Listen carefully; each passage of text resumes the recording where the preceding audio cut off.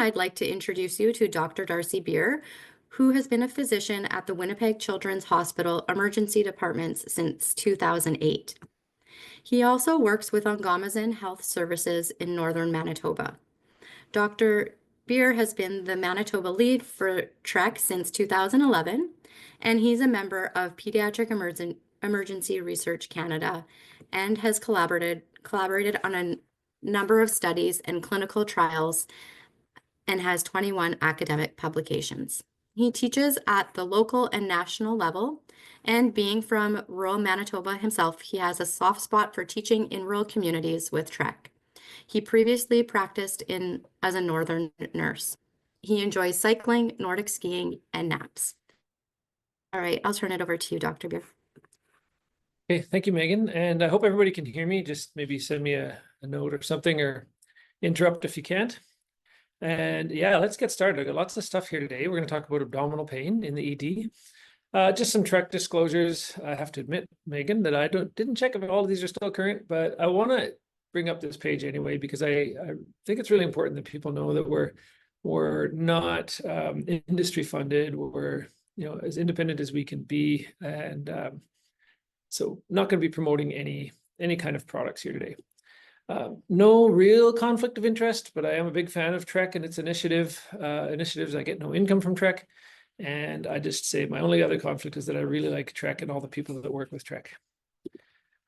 Megan kind of addressed this. Please feel free to put in some questions in the chat or just speak up. And if you send them to Megan individually, I won't identify who you are or anything like that. And even if we get a little off topic, if you ask a question that takes us in a different direction, that's fine too. So let's get going. So abdominal pain is a very broad topic, and my focus today will be just mostly on issues relevant to the ED, but just as likely or quite likely to show up in a clinic anywhere too. We'll cover some of the more common or challenging cases. I'm not going to go into the weeds with the really rare stuff. Those are important to maybe know about, but really we're going to stick with the common stuff. And again, excuse me, we might need episodes 2 or 3 or 4 to cover everything in abdominal pain. Excuse me. We're not really covering trauma.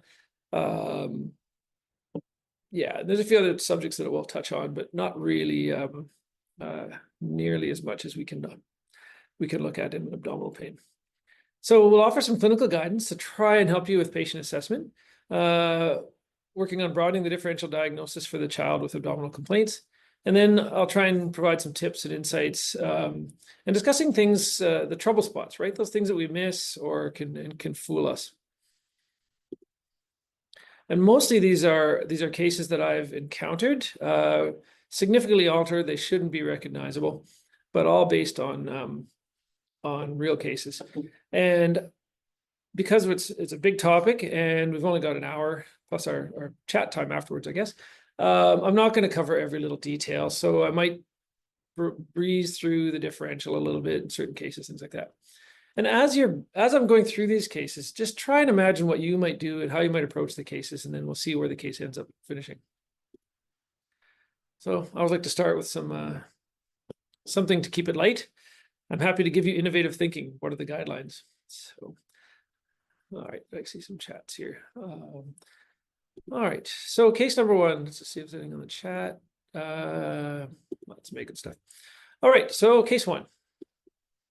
So a 13-year-old female comes into the ED, 7 days of non-specific abdominal pain, kind of, puts her hand around the belly button when you ask where the pain is. Has no fevers, felt warm though, and has been nauseated a little bit. Pain is worse after eating. The pain kind of waxes and wanes up and down. No real particular other things that affect the pain other than eating. She's a bit worse with movement. Appetite and fluids are decreased. Her stools are normal. She's having no dysuria, doesn't wake her up at night. No history of the same, no past history, no menstrual concerns. And I'm not trying to throw tricks in here for the most part. So when I say no menstrual concerns, there's no menstrual concerns. Vital signs are as you see them. She's a little hypertensive, right? It's good to know pediatric blood pressures. She's, essentially an adult at 13, but this is still pretty high for a healthy teenager.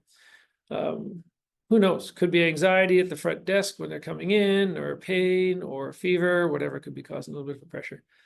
So her exam, it's a bit tender everywhere. Belly feels a bit firm and full, but not peritoneal, and nothing else on exam. So what might be some high value questions that I didn't include in there that could help you? And I know when it's virtual like this, it's harder to answer questions. Oh, somebody popped in with one. But I won't sit on the questions for too long, because during virtual sessions, again, I know it's a little harder to pipe up. So just kind of keep in mind what you might want to consider. So let's see here in the chat. So, all right. Does she still have her appendix? Yes.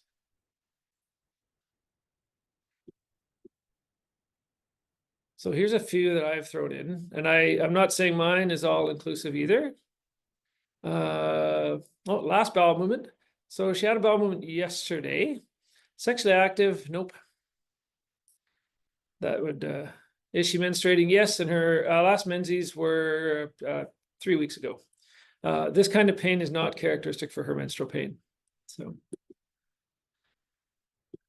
here's a few other things I was thinking of, and all those questions are definitely legit. Like I said, I'm not going into too much detail. But what have we tried, right? For any kind of condition, if you come up with a suggestion, well, why don't you take an antacid? Well, I've been using one for a week. How did it work? Any recent diet or dietary changes, her hydration status, recent infections, travel. And these are kind of leading questions towards what I'm getting into. But this is the big question that I wanted to highlight. When people say stooling is normal, well, what's her normal? Is it a very small bowel movement every 3 days that's painful to pass and as hard as rock? So I ask a lot of questions around this. Frequency, size of her stool, character in terms of how hard it is or soft it is, color, pain with passage, how much time on the toilet. And I always ask the family without the iPhone in hand, right? So they'll spend a week there if they could, I suppose. So here's some of that. So they tried Gravol. It didn't really help. It made her sleepy. They were on a road trip last week. Lots of gas station junk food, fast food, and she's not a great drinker. And regarding the stooling again, teenage people don't know if they've ever pooped in their life sometimes. So frequency, I don't know, maybe every 2 or 3 days. Volume, oh, gross, I don't look. So maybe, gestures with her hands this long. And, pain a little bit, color and character, don't know. And spends more than 5 minutes on the toilet. And is there any, if there's any blood, ask further on the stool versus in the stool, on the toilet paper. That can all change your approach a little bit. Really, if it's on the toilet paper, we're suspecting it's more like some local irritation down there. All right.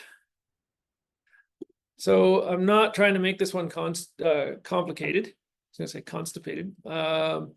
Anybody thinking constipation already? That's kind of what I was trying to guide us to. And it sounds like, well, this isn't a very interesting topic. Why? I don't need to know this in the emergency department. It's a big deal in the emergency department. And again, thinking though, especially when you get to the, when you start suspecting the diagnosis, keep your mind open to make sure you're not now only trying to verify what you're thinking and ignoring other findings. We'll get into that a little more later. So, and it's a really common scenario whenever there's been those things that she has, right? Poor awareness, diet, all that stuff. And anybody know any tools that we can use to get kids to help describe their stool pattern to us? Seen these? I've never ordered the coffee cup. Kind of would be handy. But this is the Bristol stool chart for those of you who haven't seen it. Keep my eye on the chat here. So, all right. Any ill contacts? Yeah, going back to some of this stuff.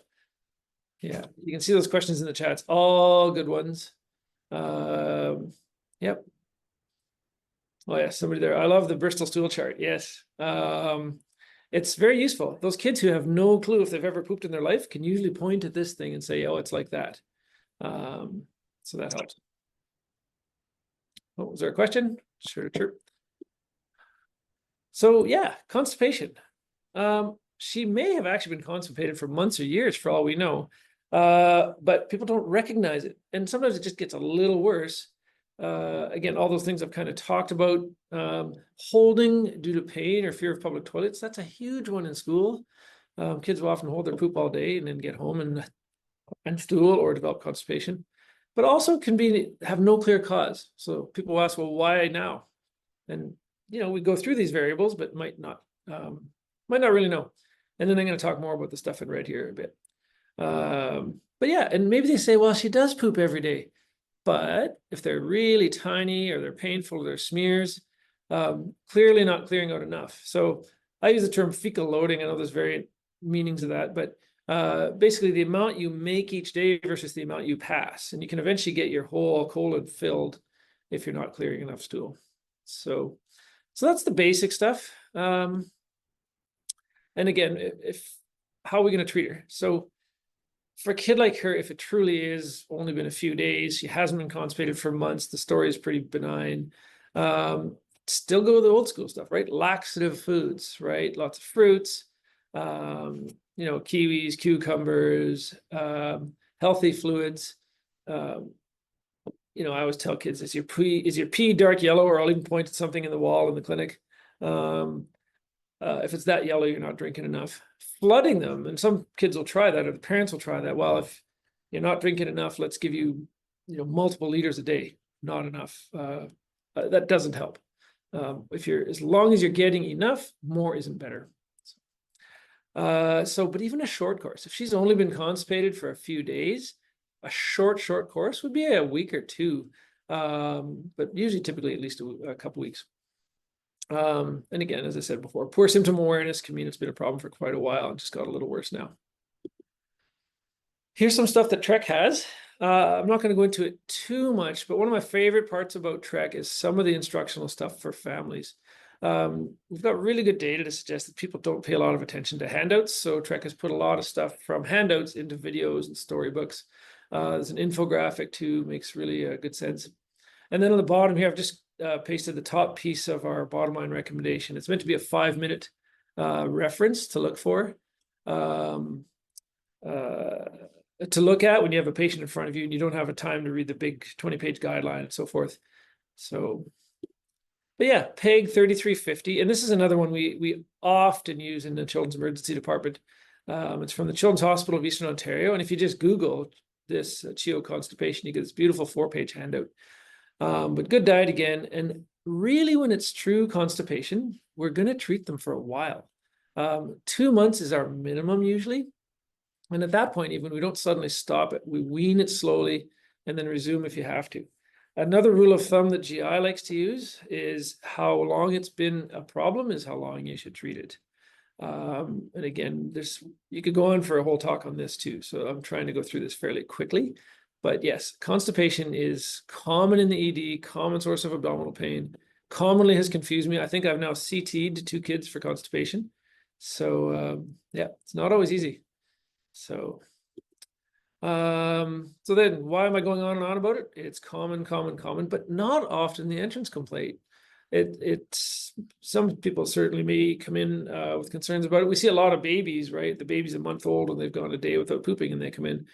But your average 7-8-year-old kid, not many of them come in complaining of constipation. They come in with abdominal pain, abdominal cramps, might have a fever with it because they're otherwise viral thing going on. They're a little dehydrated. But the other huge one, and we see this all the time, and I hope we do good communication with families, but we still see it all the time, is how to use it. I took it and 30 minutes later, it didn't do anything, so I came to the ED. I tell the families, well, it's got to get right to the bottom. For those of you who don't know, PEG 3350, it's Laxaday, Restorelax, Miralax. It's the powder. You mix it with water or juice, and it's an osmotic. So when it's in the bowel, it doesn't pass into the body from the bowel, and it sucks fluid into the bowel, softens the stool. But it has to get down to the bottom of the GI tract to do that. So it really depends on a kid's transit time. And if you're using it, his bowel transit time is probably pretty slow. So you really got to give it some time, 2 at the best, but really 4 days or so to work. And again, almost never a short-term therapy. We always talk about cleaning them out and then going down in dose and retraining the bowel so that we learn, our bowel learns how to go regularly. And if it's a little kid who's terrified of pooping, you also have to train the brain to not be so fearful of pooping. So it can be a long retraining period. And I think this is the biggest problem here, the dosing. You know, and that CHIO guideline and the TREKK guideline have doses, but I think we need to really fine tune that for families. So I say, don't take the dose we tell you to take the dose you need. So a kid will be told to take a huge dose and he all of a sudden has 6 or 7 poops a day, and they're doing that for a week, and then they're like, oh God, this is horrible, I'm stopping it. Or they're just not taking it enough or not taking long enough. So really emphasize that your body will help you define what you need, and slowly titrate to that effect. So instead of stopping it when the kid gets diarrhea, my rule of thumb is cut it in half.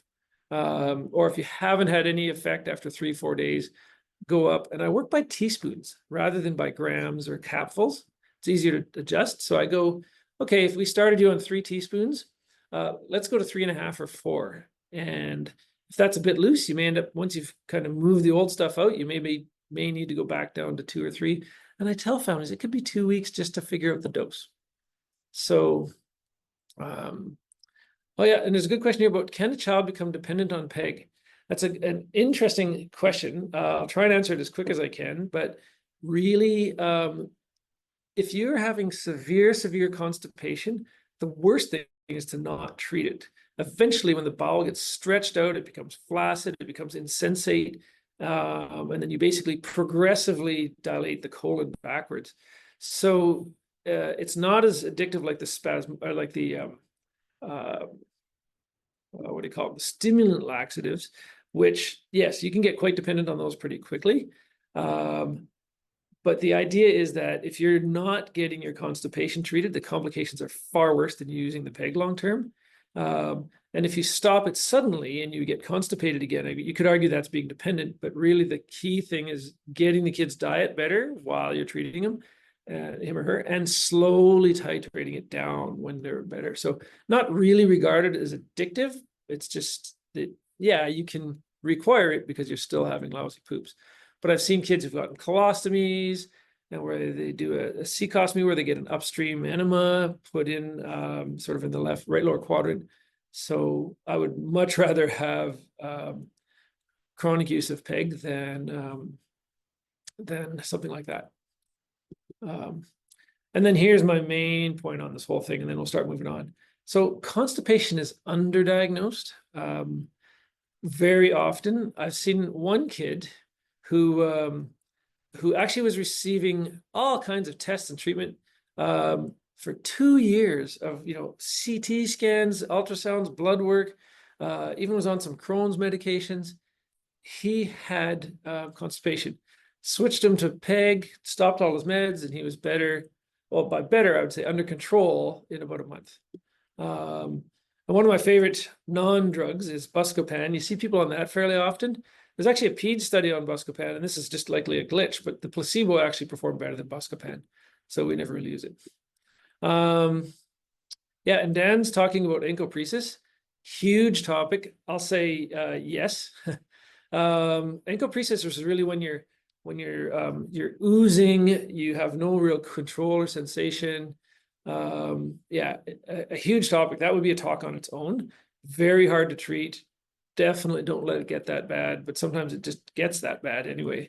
There's a clinic in the city just for encopresis. So I'm going to kind of blow over it a little bit, Dan, but I think a good one to know about. Talk number 3. And again, what about this? Okay, the kid's kind of hopeless and telling me what their poops are like. Is an x-ray useful? And about half of kids get an x-ray when they're in the ED or maybe at your office. But here's the problem. Lots of poo does not equal constipation. And there's this study here out of sick kids that, yeah, kids with getting x-rays, somebody puts up the x-ray, there's a whole bunch of poop in there, and we just stop thinking. But kids can have lots of poop and not be constipated, or kids can be constipated and have something else going on. So the rate of misdiagnosis increases when we do an x-ray for constipation. Because as the line I put at the bottom, that's a line from Pat Crosscarry. He's a patient safety person in emergency who's an outstanding author, Pat Crosscarry. If anybody wants, send me an email and I'll send you the link to some of his stuff. Yeah, so we should, even if you see a lot of poop, know that that might not be what's causing it. It's the classic, right? The 40-year-old healthy adult with a little lump on their back on an x-ray. That's the cause of their back pain, quote unquote. Anyhow, so be mindful that poop on x-ray doesn't mean much. I will sometimes x-ray them. This is kind of my favorite thing to do. When some kid who has no clue about their poop, and then you go in the room and you say, you know, this part of your colon, this part, you've got a meter of poop inside of you. And they're like, oh my God, and they freak out. But it's kind of fun to slightly scare the kid. But that's the only really reason I use it, is to try and convince someone. And even when I'm not sure that it's constipation, I will sometimes put them on PEG, but then make sure that you follow them up to see that this actually hasn't helped. They're pooping better. It still hasn't helped. We got to dig a little deeper. Or yeah, we can stop now because the problem's fixed. Why I worry about it, here's the big stuff. So here's 6 cases that I can remember from when I was a resident with number 2. Actually, 1 and 2 were both from when I was a resident. But all of these kids were being treated for constipation. This patient, number 2, had just been discharged from the hospital a few days earlier with a diagnosis of constipation, and now had significant lower neurologic signs. Kids with renal failure and severe electrolyte problems, especially calcium imbalances. But yeah, see 3 of these, they were fatal. This is a CT of a kid, and you can see there, that's a almost 14 centimeter neuroblastoma. And the interesting thing on this kid's x-ray, I looked at the x-ray this kid had. He'd been on PEG for 6 weeks already with no benefit. His x-ray showed nothing but poop. The poop was in front of the neuroblastoma. This is like a retroperitoneal thing. And it looked like poop. And when you felt his belly, though, there was definitely something wrong. And there is kind of that poo belly. You kind of, you feel it and you can just tell it's full of poo. And this was not a poo belly. So point on this is it's secondary. Something has caused you to be constipated. So it's really more of a symptom than a diagnosis. They are constipated, but they are having it secondarily to something else. Okay, we heard enough about poop. Oh, not quite there yet. Pretty close. So yeah, so watch out for that sudden unexplained constipation. And again, versus the kid who's always been constipated but has kind of just tipped over. And then any change in their neurologic status. So ask, right? So has he been clumsier or complaining of, pins and needles in the legs, or more urinary and stooling accidents? Make sure their neurologic exam distally is intact. And then here's that thing I was saying, you can do a trial of treatment, but make sure you get them back for reassessment in that constipation belly. Yeah, so the big red flags, I think the biggest ones are, well, some of them are here. So sudden unexplained constipation, an unconvincing response to treatment, neurologic findings, and then certainly if the kid has other stuff, like, okay, they're losing weight. And I have seen one kid who profoundly lost weight because they barely ever pooped and there was nothing going in. But weight loss would be a red flag. Fever, peritoneal signs, the stuff that tells you this is more of an acute abdomen. Yeah. And then, yeah, I think those are the big ones really right here. Unexplained, change in neurostatus, unconvincing response. And then those other things that should be more apparent, not constipation, right? High fever, peritonitis, bloody stool. You might get blood on the stool if you get an anal fissure, and they when the anus dilates, they bleed, but not blood throughout the stool, not anemia, again, unless they have a terrible diet. Yeah, so even if you're not seeing red flags, if you're not 100% it's constipation, say it for the 3rd time, get them back. Or at least the other thing I tell families is, for anything, whether it's a headache or whether it's an earache or something, or well, not an earache, but something that's a little bit weird, I say, if this absolutely has not fully resolved in X number of days, like for constipation, I might say, You should be stooling well and feeling better in about 2 weeks. And if you're not, then come back. They might still be taking the PEG. You need it longer than that, as I said. But by 2 weeks of good pooping, they should feel better. So, yep. And then all those things that are kind of non-abdominal, right? So, well, thyroid disease, IBS, IBD, celiac disease. I guess by non-abdominal, I should say non-emergent. Okay. Okay. So please shoot any questions out about constipation. I can send you resources. We'll move on to case 2. Okay, that's 2.1. So yeah, a 16-year-old male, 15 hours of right lower quadrant pain, severe for the last 2 hours. This is a case I saw only a couple months ago. Low-grade fever, nauseated, 1 emesis, and he doesn't have any stooling issues, and I mean it. I'm not just blowing over that one a little bit. Any pain when you pee? No. Anything wrong with your scrotum and testicles? Nope. This kid looked in agony. He could not lay supine. It was very painful to move. He was laying on his right side, but I could only examine him on his side. It hurt so much when you palpated his right lower quadrant. White count was 50, was 20, neutrophils were 15. We probably all have one diagnosis in mind, right? And again, I'm not trying to say traps. Yeah, an appendicitis, and probably 98% of the time you'd be right. And it's, of course, have to think about that one. But what else should we maybe have in mind? And I'm going to say no constipation, right? This kid's fine. So otherwise.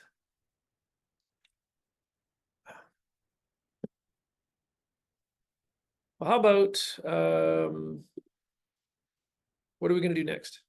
Voiding. He was voiding. He's last voided 3 hours ago. It was fine. He's a little dehydrated.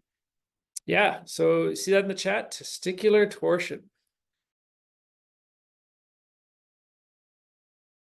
Every male with abdominal pain below the umbilicus gets a GU exam. A couple other stories about missed tumors and stuff like that too. So it's never a bad idea to do a GU exam anyway. Okay. Moving along fairly quick. So next up, 13-year-old female, diffuse abdominal pain, nausea after dinner for 3 days now. Worse on the right, occasional emesis. Doesn't sound a whole bunch different than the first kid, right? So the last period is 3 weeks ago. No fever, but feels warm. Hurts to move. Hasn't pooped in a couple days. No history of this kind of pain before. Looks okay. Pain seems colicky. Bowel sounds are diminished. She's guarding her right abdomen. So, comes into the ED, early gastro, come PRN, give you some instructions, give you that nice TREKK handout. Second ED visit, CBC lights, Europe, 8-HCG normal, UA, I mean. Well, this is probably functional, she's female, right? And females are always drama queens. I'm embellishing that, of course. Constipation, not going there, but yeah, let's give her PEG. Third visit, no change, PEG not helping, diagnosed with anxiety and chronic abdominal pain, drama queen. By this point, I hope you're getting understanding that I'm being a little dismissive here. So, fourth visit, and this isn't unusual. Right ovary has a mass or cystic thing arising from the ovary. No arterial flow appreciated, and the ovary appears enlarged. And I just realized something I only learned recently. There's a bit of an error in my talk here. No arterial flow actually is no longer considered sort of the landmark thing for ovarian torsion. It's actually the size of the ovary. If there's a significant difference in the ratio or the size between the two ovaries,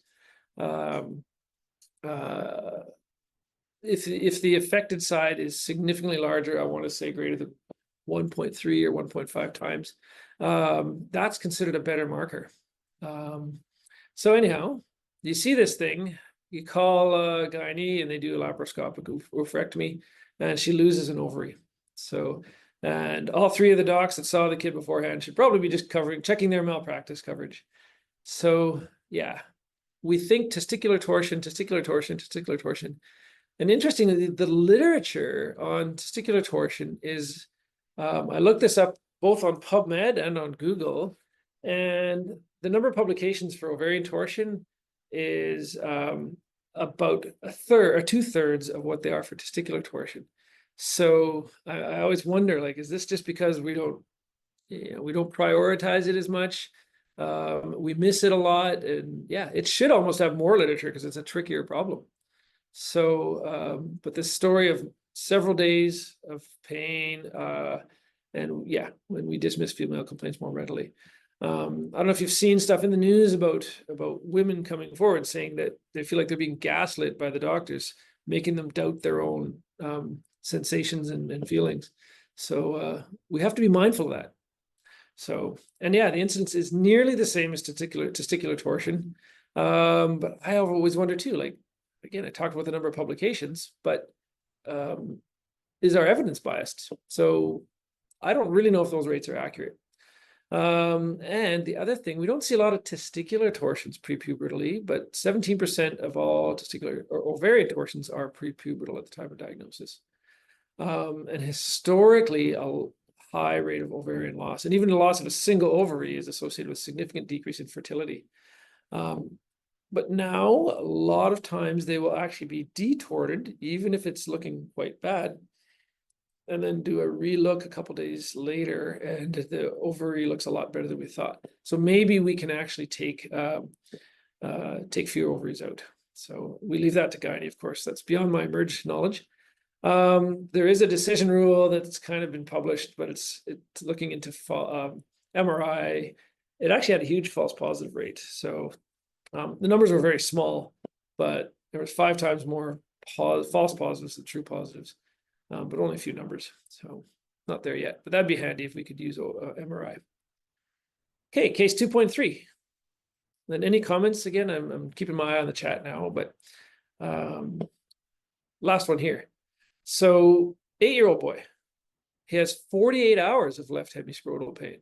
It was mild for the first day or so. He didn't even tell his parents for the first day and a half. But now, the last few hours, it's been getting worse. And the hemiscrotum is a little red and swollen now. Cremasteric reflex is present. That's when you stroke the inside of the thigh. He's tender kind of everywhere, but maybe just above and behind the testis. What do you think about with this one? Torsion, no torsion? The exam is always easier when they're upright. I would still do a lying down exam, but standing is easier. So,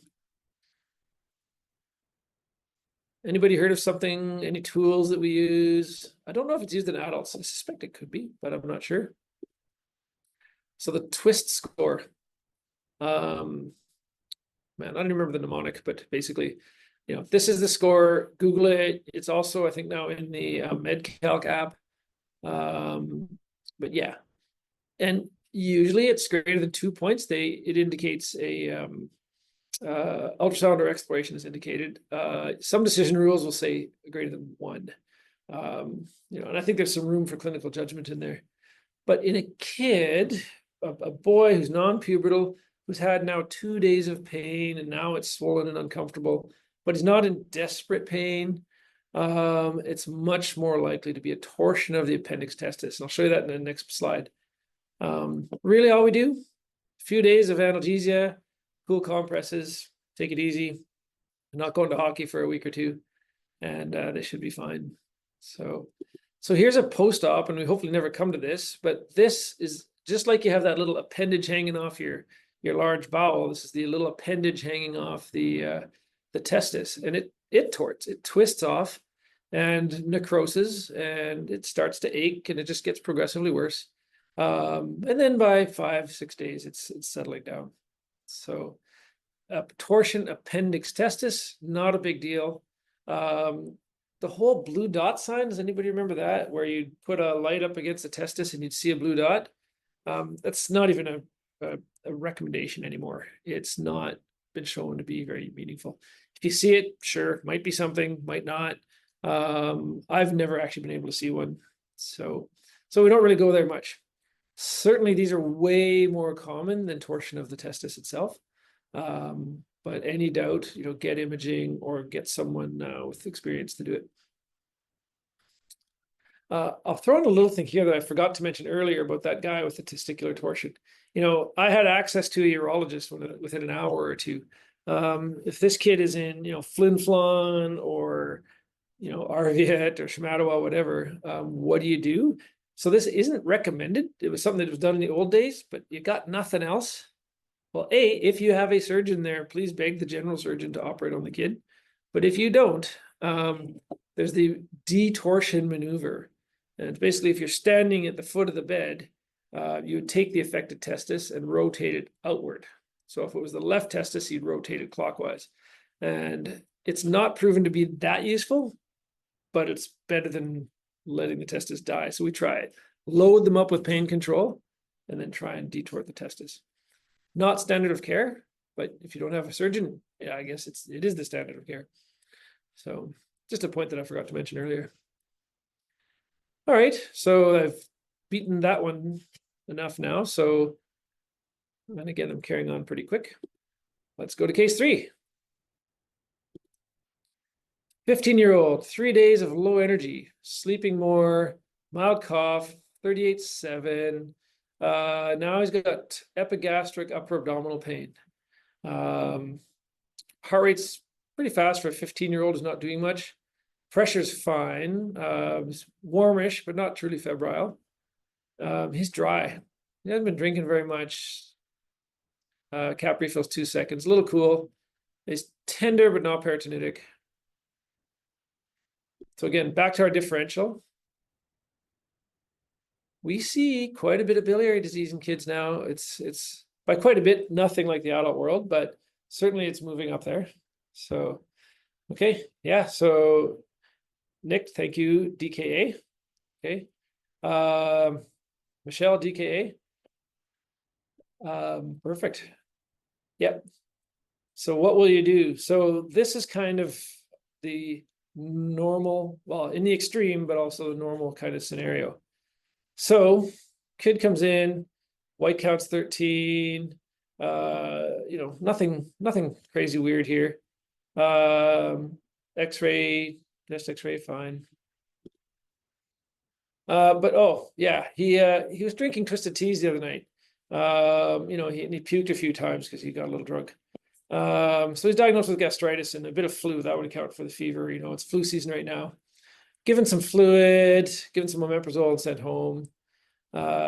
Comes back 36 hours later, CTAS-4, waits for a long time, and leaves. They're just sick of being there. And unfortunately, that's the reality in lots of emerges, including ours. 24 hours later, he's really dry. His GCS is 10. He's much more tachycardic. He's now soft pressure. He's cold. He's been so starving and under metabolic demand that he's kind of tanking a little bit. So thank you guys, Michelle and Nicholas, for this one. That one test this kid hasn't had. And this is based on a real case. This is a kid whose 4th visit was the one that I saw him for.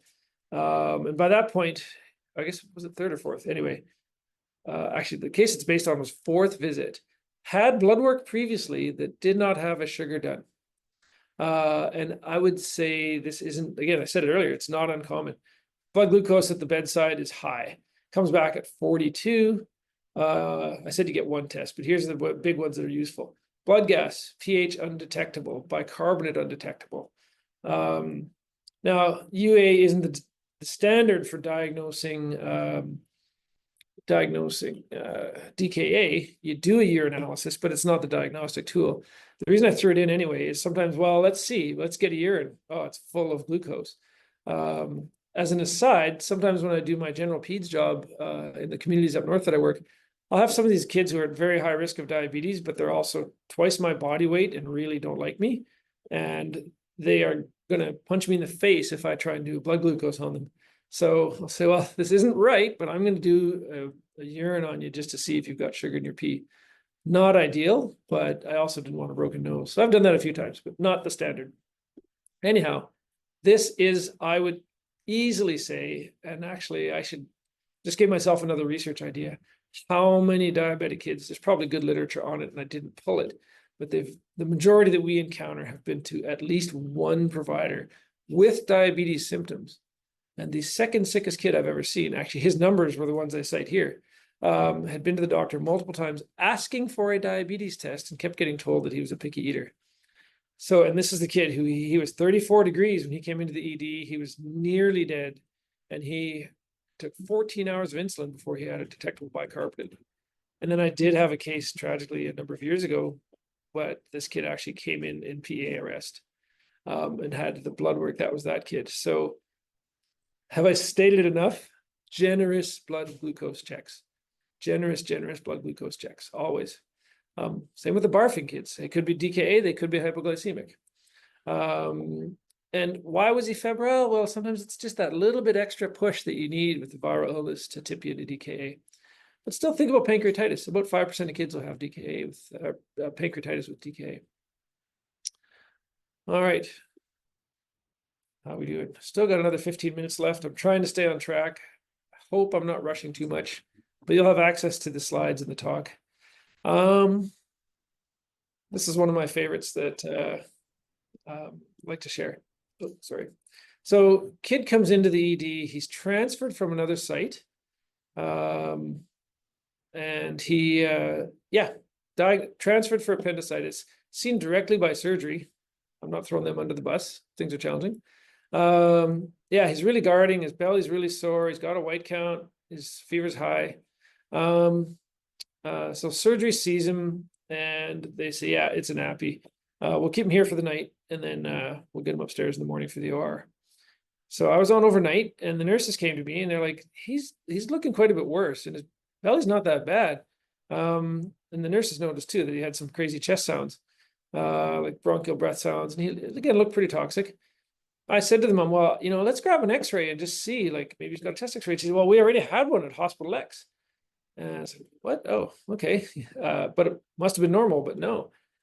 This is what his x-ray looked like. A big, ugly pneumonia sitting on the diaphragm, completely obliterating that.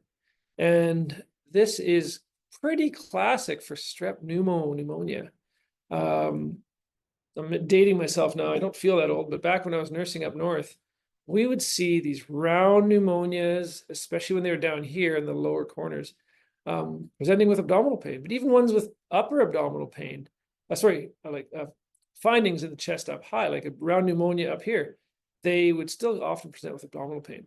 Now the pneumococcus vaccine is much more common, so we don't see it as much, but vaccine rates everywhere are dropping too. So I'm seeing multiple kids a shift now who aren't vaccinated. So abdominal pain, peritoneal, looking bad, just make sure that it's not a pneumonia as well. And one case that kind of made the rounds of the hospital when I was in Edmonton where I trained is this kid was diagnosed when they were unable to extubate the kid post-op. And the appendix looked fine, and this kid had a complete whiteout on one side of the chest. So that happens to everybody. So. All right. By the way, in that case, I should mention too on this one, often those breath sounds are subtle. If a kid's not taking deep breaths, they can sound like they have decreased air entry everywhere. So really make sure those kids breathe through their mouth, not through their nose. And my little pro tip for kids who are 3 to 5 or 8, even depends on their maturity.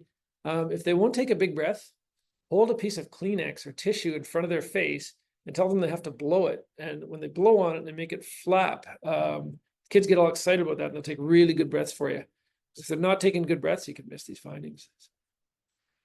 And of course, lots of sites. I don't know really how many sites, but have ultrasound now. So ultrasound's quite easy to access, especially if you have to call a tech in to do a plain film.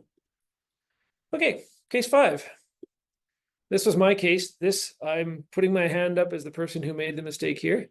So 19-month-old girl came from up north, febrile, vomiting, diarrhea, dehydrated. So she was medevaced for a gastro. Her belly was tender and distended, but not profoundly. And she had normal labs. Lots of air on her x-ray, but nothing bad. Hydrated overnight. And then in the morning, looked good. She's feeding again. She wasn't vomiting anymore. She started having more diarrhea. So I sent her to the boarding home for the night and or for the day, I mean, and getting her back the next morning. I was on again the next day and she marched in. She looked good. I remember her walking behind her mom. I'm trying to remember if she had the bottle. She's holding onto the bottle in her mouth and walking with both hands swinging. She looked fine. But mom said she really hasn't drank anything since a couple hours after leaving, and she hadn't pooped or had any gas. So she was still distended and tender. And what does this kid have? Fever, vomiting that's now stopped. I think these are all reasonable. Could be a pyelo, right? Could be a gastro, and it's just kind of on and off again. Maybe a little reef flare. So no, this kid, 19 months old, was a perforated appendicitis. She looked, even to the point she went to the OR, she looked quite good. She had a huge abscess. So yeah, I probably should have imaged that kid the day before, but I was falsely reassured by this pretty decent exam. But also, especially post nights, right? My IQ is 30 points lower in the morning after a bad night shift. So kind of impatient, kind of not making the best judgment. Better thing to do with a kid like that might have been to leave them for the daytime doc to get an assessment. So somebody who's got had some rest. So yeah, so that was my good case. And I learned a few things from that. So kids are tough. We see that all the time. A lot of people who deal with adult medicine mostly, they're terrified of kids. I can tell you, kids are way tougher than we think. They can be septic and still wanting to watch the phone or wanting to, do stuff. And they can hide things well. Yeah, and appendicitis at this age is really rare. I had to throw appendicitis in here. Of course, it's a huge thing on the abdomen when an abdominal talk, but preschool appendicitis is tricky. So little kids under 3, it's only about 2% of all appendicitis cases, but they're vague and they can't describe it. So we think it's maybe just colic. And we default to colic a little too much. We have to be careful about that one too, because there's lots of things that could be colic. Gastroenteritis, intussusception. And I'll talk about intussusception just for a second here. But preschool appendicitis, delayed diagnosis is normal. Doesn't make it okay, but it's the norm basically. So consider it. I was really lucky a month or so ago with a 3-week-old who had the entrance complaint was not nonstop crying. And this kid, reproducibly, with nice warm hands and making sure the child was comfortable and calm, child freaked every time I just touched the belly. And I did it several times. And then this was a night shift again. I went home, the kid was sent for an ultrasound. And they actually noticed the abdominal wall on the left side was the soft tissue or fatty tissue was massively thickened, and the kid actually had abdominal wall cellulitis. So not appendicitis, but my point is that careful reproducible pain. The kid was fussy, but as soon as the kid laid down, they seemed to be okay because I think they weren't moving. And then as soon as I pushed on the belly. So anyway, back to appendicitis. Perforation is again very common. It's almost the norm. Yeah, so poorer outcomes. And I know of one fatality we've had here in a young appendicitis. Key in on those details. Pain before the vomiting diarrhea. Now, can the parents determine that? Tough call. But try and get a sense. Yeah, he was actually quite irritable and fussy before anything happened with his GI tract, really. And does the kid seem to hurt with movement? So much of our exam is just looking at the kid. And then this I talked about a minute ago, consistently reported or noted on your exam. And usually gastro doesn't hurt. You get cramps, but you don't get, and the cramps can hurt, but you don't have constant pain typically. Nothing is 100%, of course. So here, for anybody who hasn't seen or heard about intussusception, basically where the bowel telescopes in on itself. So it sucks in and folds over on itself. So this is the upper part, and now it's gone through into the lower part here. Oops. So and kids can present colicky pain, may often look like gastro, or maybe associated with gastro when they quit stooling all of a sudden. classic story of the mass on the right side of the abdomen, the current jelly stools, they're not always classic. Majority of kids don't present with the classic symptoms. And the current jelly stool is a very late finding, but then you've got ischemic bowel. So it's a hard one to figure out. We see tons and tons of kids with cramps. These ones just seem a little sicker, a little more toxic, a little more lethargic between the cramps. So they have a irritable when they're cramping, and then they're quite lethargic. But really got to have a high suspicion for it. Again, kind of talked about it. They're listless, lethargic. Classic triad is late and uncommon. So right upper quadrant is the most reliable clinical signs, but we need, typically it's the safest thing is to get some imaging. One of our radiologists here, if we call after hours, he'll always ask us for a plain film, and he'll make the call. He'll say, yeah, that's not intussusception. It's like, okay, I'm glad you're saying that, but really I'd feel better with an ultrasound. And thing about it, two things that we should all be aware of, unless there's a radiologist here, I am not going to rule out something, doing really anything with an ultrasound. I mean, if it's something really straightforward, maybe, but certainly I'm not going to say this kid does not have an intussusception. If I see it, I'll be confident saying, yes, this kid has an intussusception, but to say, no, it's fine, go home.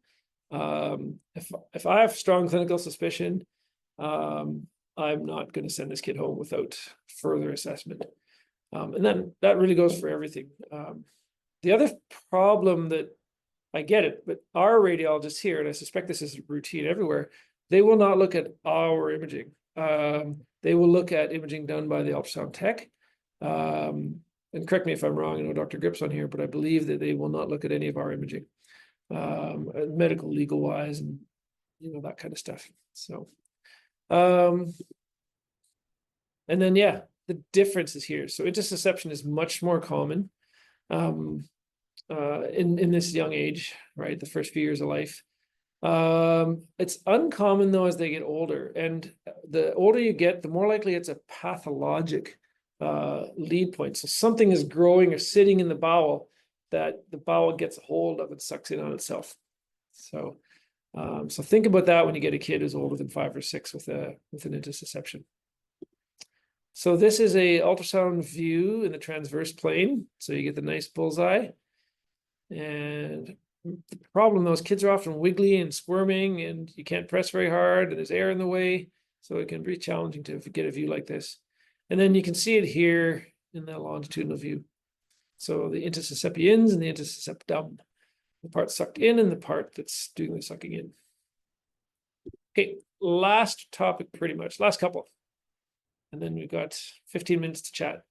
This one here, all I'm going to say, a couple slides. This is an entire talk on its own, but it's a huge cause of ED visits. 16 years old, 4 years of abdominal pain. I had a family the other day with 10 years of abdominal pain. Came in the late evening and were mad at me when I didn't fix it. Hurts everywhere. They're out of school, or maybe out of school. Has been to many doctors. Doctors aren't listening to me. They don't care. 7 labs, 3 ultrasounds, a CT, bunch of meds, antispasmodics, laxatives. And this is, I've seen a case where a kid was diagnosed with so many allergies by a naturopath. The kid basically, if they'd adhered to that diet, they would have been malnourished. It was so severe. But people are desperate. They'll try anything, right? They'll buy something off online, whatever. And I really want to emphasize, this isn't somebody who's nuts. This isn't somebody who's malingering. It's a legit thing. It is a diagnosis of exclusion. We want to make sure they don't have the big bad stuff. But when you see a kid, I'm going to go on for a second about this. So often, let's say we have this kid come in, they've had 2 months of abdominal pain. And we say, well, we're thinking about constipation, we're thinking about IBD or IBS, we're thinking about this or that, but we never tell them, or often I think we fail to introduce the idea of non-specific abdominal pain, or disorders of brain-gut axis is another name, where only after we've done a year of testing and a year of treatments and all the stuff not happening, then we go, well, you know, this is probably just non-specific abdominal pain. Like, we wouldn't do that to someone with a migraine. And now you see, as you see here, that's a good analogy, right? So if someone's got a migraine, we're not going to test for every brain lesion and every possibility, and then only a year later tell them that it's migraines. But I think that's what we do with these guys. And so if you introduce the idea, it's a little more palatable to the family if it's done early. And then when you do the tests to diagnose the other stuff, the stuff that you're worried about, a key thing to deliver to the family is, we're going to do these tests, but really this appears to be non-specific abdominal pain. These tests will just help us rule out the few things that we're worried about that can look like this. But it can be really disabling, particularly if they're out of school and if there's non-acceptance. So this family a couple weeks ago, they were not interested in my discussing this. And after 10 years, you know, they're probably, I mean, I suspect numerous other people have maybe talked to this family about this, but certainly they were not happy with my introducing it. And I was very non-judgmental about it, but they were not happy with me. Incidentally, the kid also had 2 years of a second kind of abdominal pain. So that kid I'm worried about. That kid could go on to have lots of complications. So again, maybe a future talk. I've talked about it longer than I planned. Not abdominal migraine. That's actually a different diagnosis, but a comparison to migraine is a good way to think about it. What about the athlete? So sudden abdominal pain, in the right lower quadrant, and they're maybe sent from a walk-in for appendicitis. Quick one. Sudden strong pulling force on a muscle, like a hip flexor here, can actually pull a chunk of bone off the anterior superior iliac crest here.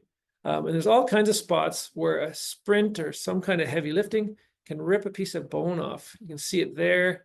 So I've seen it mistaken for abdominal pain, but really feel carefully right over the brim of the pelvis to make sure that's not what it is.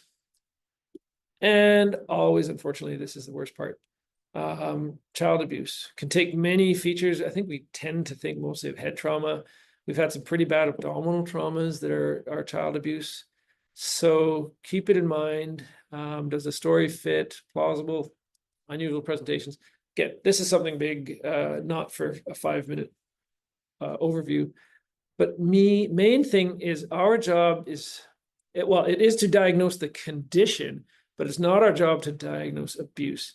We can screw that up badly if we, interview wrong or lead wrong. What did your dad do to you? That's not the way to interview a kid. So we stabilize them, we manage the acute medical stuff, and we get the people who are, Child and Family Services, the police, and I should have put the Child Protection Clinic in here as well at Children's Hospital. So just make sure you're not trying to play the investigator. Report what you see. You can inquire, but make sure you're not trying to be a police officer. Okay, so I went a couple minutes over, but we still have 10 minutes for anything else we want to talk about. Just the stuff here. Constipation, super common, but not always the problem. It's actually a symptom. And I think the most important time to be flexible to be open-minded is when it's obvious. They walk in the door and you hear the barky cough of croup and you say it's croup, and turns out you're completely wrong. So always run a couple of things through your mind. You don't necessarily have to test for it, but just make sure that that obvious diagnosis is correct. We see a lot of kids referred to the ED who don't even have particularly convincing appendicitis, who are sent for appendicitis. It's like, well, there's no fever. They're not actually that tender. The pain is crampy. Anyhow, but so I think we go straight to appendicitis or croup or whatever it might be, and then we forget to think about the other stuff. And a good line here is, I'm paid to be paranoid. Think about ovarian torsion, testicular torsion as well, of course, DKA, like I mentioned too, and then chronic abdominal pain, common, challenging, and needs another talk. All right.